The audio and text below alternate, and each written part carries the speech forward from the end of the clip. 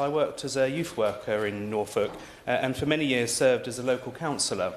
Through both of these roles, I spent much time supporting local families.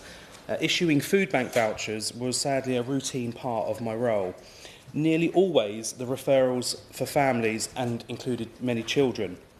In South West Norfolk, it's estimated that a third of all children live in poverty, with rurality being a significant additional burden, alongside a very real challenge with low wages. More people were using our local food bank who were in work than out of work, earning a wage but still struggling. In 2023-2024, nationwide, the Trussell Trust supplied more than 3 million emergency food parcels, the highest number of parcels distributed by the network in a single year ever. And I'm very grateful for the support of Trussell and the food banks at both Thetford and Downer Market in my constituency. I think it's worth noting that when Labour left office in 2010, Trussell had 35 food banks nationwide. In 2013, that had increased to 650, and in 2019, it was 1,300. I draw upon these experiences, particularly during my time as a councillor, because I came across so many families who were accessing the food bank who were not registered for free school meals, often for a number of reasons, but primarily because they did not believe that they were eligible, or they believed that they had missed the boat for the whole year.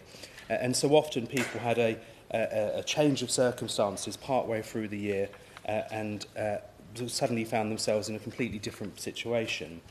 It's believed that 14% of all pupils in the UK entitled to free school meals are not claiming them, but in the East it's nearly a quarter of all pupils. In Norfolk it's 17%, but in neighbouring Suffolk it's one of the worst in the whole country at 32%.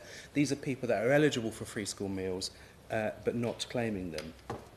There are still so many people who could and should be being supported by free school meals, and we must do more to encourage enrolment and consider all options to get more people supported. I'm really pleased with the progress that the government is making, particularly, as has been mentioned, in relation to breakfast clubs. There is one in my own constituency in a very rural village, and I'm looking forward to seeing what difference that may make as part of the trial. But the challenge is great, and we must do more. I was particularly pleased that the Honourable Member mentioned pupil premium in the opening remarks. Sadly, in my constituency, as with elsewhere, we have more than our fair share of conspiracy theorists and particular sort of right-wing rhetoric. Schools and councils in my constituency tell me that it is increasingly a struggle to encourage parents to access support and to share information. One school was telling me recently that they don't want to reveal income information, employment information, such as the sort of growing distrust of the state. That's having a real impact on schools being able to access a fair share of pupil premium and other support intended to help not just those children that may directly benefit, but the school as a whole. And I wonder if the Minister could speak to those specific concerns. Thank you.